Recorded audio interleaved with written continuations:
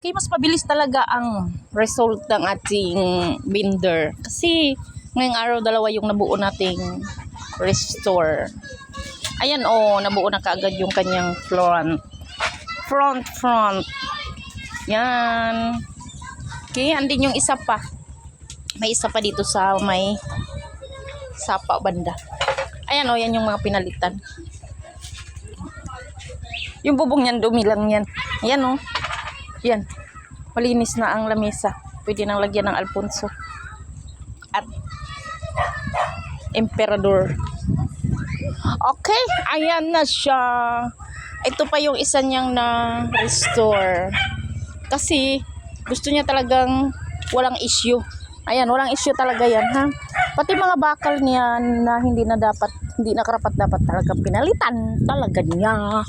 Ayan ang bubong. Ang bubong pwede niyang, pag gusto niyo makapal, yan pwede niyang lagyan pa ng isang trapal, kumbaga idubli na lang. Itacker. Ayan Yan, good. Yan, okay. Ang ganda ng upuan yan Yan yung upuan yan, diba? Solid. Ayan ang ating bagong restore na pwede na nating i-post. Yes. Kasi alam nyo na, dalawa na lang yung sidecar na naiwan dito na available. Kaya magiging 4 na naman. Kasi yan may dalawa.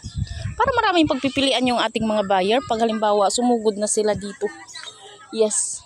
Kasi bawat titingin,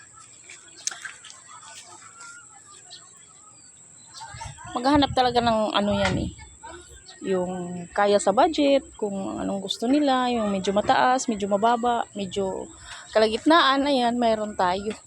Kaso lang ating mga brand new wala na. Sold na yung mga brand new natin. Oo, may brand new tayo pero hindi pa tapos. Ayan Hindi pa nagalaw. Ayan yung sinabi kong available na dalawa. Yan 16, number 16 at saka itong full stainless. Yan na lang yun. Tapos yun, magiging 4 na kasi yung nagawa niya. Today, 4 ang available. Okay? Thank you for watching. Bye-bye. God bless.